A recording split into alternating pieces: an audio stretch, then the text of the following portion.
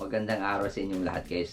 Ang pag-uusapan natin sa ngayon ay tungkol sa sahod ng isang engineer dito sa Japan. Ang vlog na ito ay ginawa ko para sa mga kasama nating mga engineer, pati na rin yung mga engineering graduate, at saka yung mga nag-aaral pa lang ng engineering courses o kaya iba pang mga degree courses dyan sa Pilipinas. Panoorin nyo po ang video na ito hanggang sa katapusan.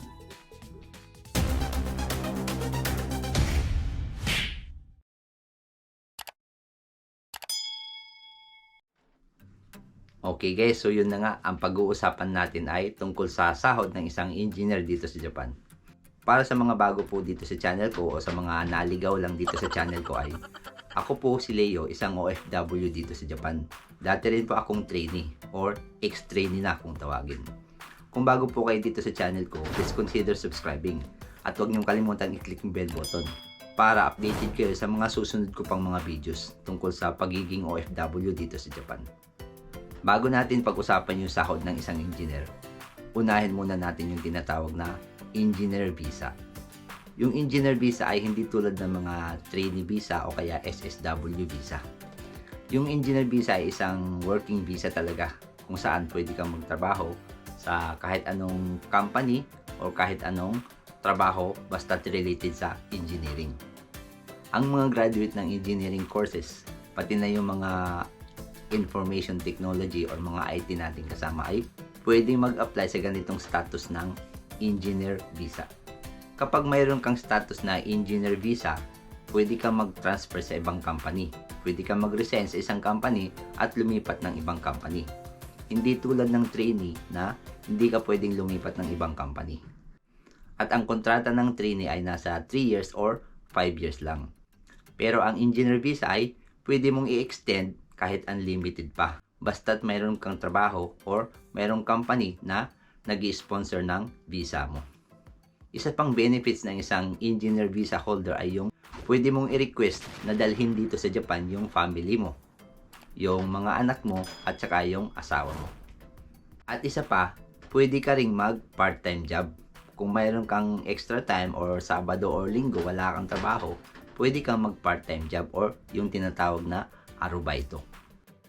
Previously ay meron akong ginawang video or vlog tungkol sa engineer visa or yung mga qualifications para makakuha ka ng engineer visa dito sa Japan. So, ilalagay ko yung link ng video na yun sa description sa baba o kaya sa end screen ng video nito. Nabanggit ko dun yung mga requirements tsaka mga qualifications kung paano ka makakuha ng engineer visa dito sa Japan. So panoorin nyo po sana yung video na yun.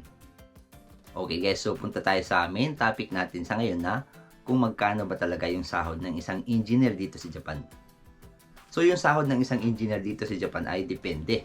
Kasi iba-iba yung pwedeng i-offer ng isang employer or company na nandito sa Japan. Kasi hindi naman lahat ng engineer ay pare-pareho yung sahod. Mayroong mga engineer na halimbawa hindi licensed o kaya hindi pa pasado sa licensure exam or bagong graduate lang, fresh graduate. And then, mayroon ding mga engineers dito sa Japan na kahit hindi licensed ay marami naman silang working experiences. Kaya, iba-iba yung pwedeng maging sahod ng isang engineer dito sa Japan. Pero, basically, yung sahod ng isang engineer dito sa Japan ay katulad din ng mga sahod ng mga Japanese dito sa Japan na nasa parehong field of work. So basically, yung sahod ng isang engineer visa holder dito sa Japan ay dapat 200,000 yen pataas or 20 lapad pataas yung dapat sahod ng isang engineer visa holder dito sa Japan. Yun na yung pinakamababa, yun na yung pinaka basic or minimum para sa mga engineer visa holder. So depende na lang sa mga kung license ka or marami kang working experience. Pero kahit daw license ka sa Pilipinas, hindi gaanong nare-recognize yun dito sa Japan.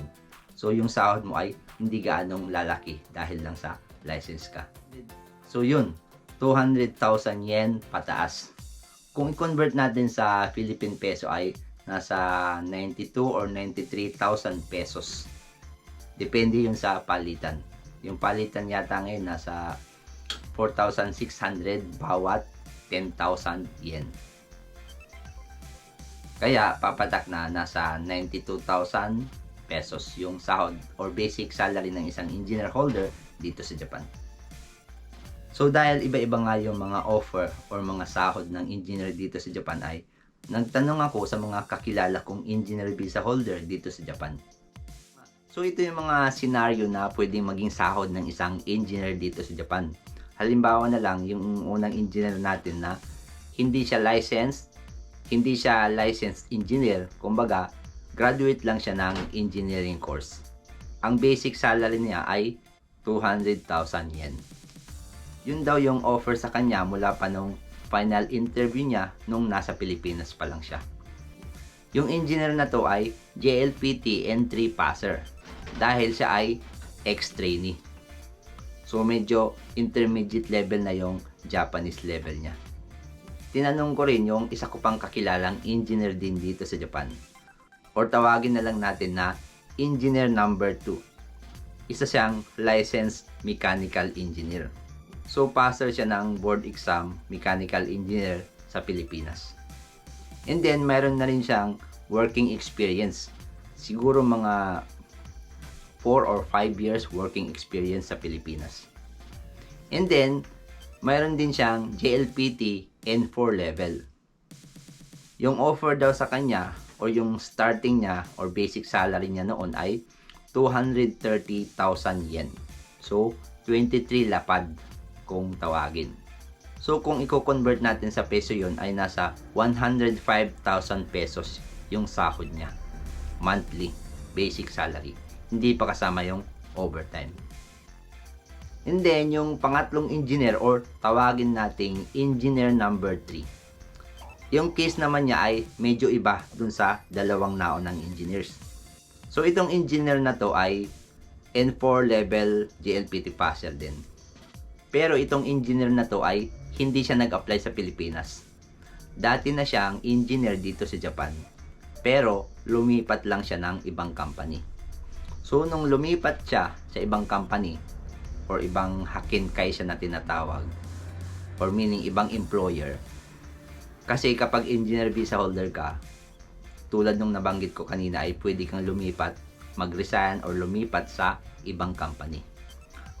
So, nung nag-apply siya sa panibagong company ay ang in-offer daw sa kanya ay nasa 260,000 yen. Kasama na lahat pati na yung mga allowances. Kasi mayroong mga allowances na kasama. Pero siguro kung walang allowances, nasa papatak siya ng 240,000 yen. Or 250,000 yen. Nasa ganong range. 240,000 yen or 250,000 yen. Yung basic salary niya. So dahil dati na siya dito sa Japan, kumbaga mula siya sa ibang company. So nung nag-resign siya, siyempre hindi naman siya magre-resign at lilipat sa company na mas mababa or kapareho lang na level yung sahod. Siyempre, yung company lilipatan niya, siyempre mag-o-offer ng mas malaking sahod.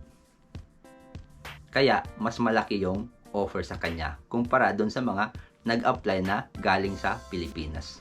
Kasi nga, ang reason daw ng mga employer dito sa Japan ay shoulder daw nila yung mga processing fees. Kasama na yung mga plane tickets at mga iba pang mga requirements, mga documentations sa Pilipinas na kailangang isubmit kapag kukuha ng empleyado sa Pilipinas or mga OFW. Kaya, mas mababa daw yung mga offer nila doon sa mga hinahire nila na galing pa sa Pilipinas dahil malaki din daw yung gasto ng employer sa processing ng pagkuha sa kanila. Kaya dito sa Japan, kung ikaw ay mayroong engineer visa ay okay lang na mag-transfer ka sa ibang company. Pero, suggestion ko na bago kayo mag-transfer sa ibang company ay sana tapusin nyo rin muna yung kontratang pinirmahan nyo doon sa company na nag-offer sa inyo or nag-sponsor sa inyo ng visa para makarating dito sa Japan. So, yun lang yung suggestion ko sa inyo. Bilang pagtanaw ng utang na loob doon sa nag-sponsor ng visa para makarating kayo dito sa Japan ay dapat tapusin nyo muna yung kontrata bago kayo lumipat sa ibang company kung gusto nyo lumipat. Okay guys, sana ay mayroon kayong natutunan sa video na ito. Pero hindi ko na babanggitin dito yung kung magkano yung mga deductions saka yung mga expenses nyo dito sa Japan. Kasi mayroon na akong video para doon. Mayroon na akong ginawang video doon sa mga nakaraang videos ko pa. So, panoorin nyo na lang yung mga nakalipas kong mga videos tungkol sa sahod tsaka deductions ng isang OFW dito sa Japan. Tingnan nyo na lang sa description sa baba, may mga links ako dyan ng mga related videos natin. Para hindi na humaba yung vlog na to ay hanggang dito na lamang muna po yung videos natin. So kung nagustuhan nyo po yung video na ito ay sana po ay i-thumbs up nyo. I-click nyo yung thumbs up sa baba.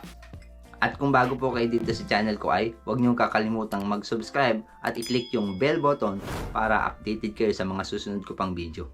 At mag-comments din po kayo sa baba kung ano po yung mga tanong nyo, kung mayroon kayong tanong, suggestions, or kung mayroon kayong videos or vlog topic na gusto nyong gawan ko ng video or vlog. Okay guys, hanggang sa muli po. Salamat sa panonood. Bye bye.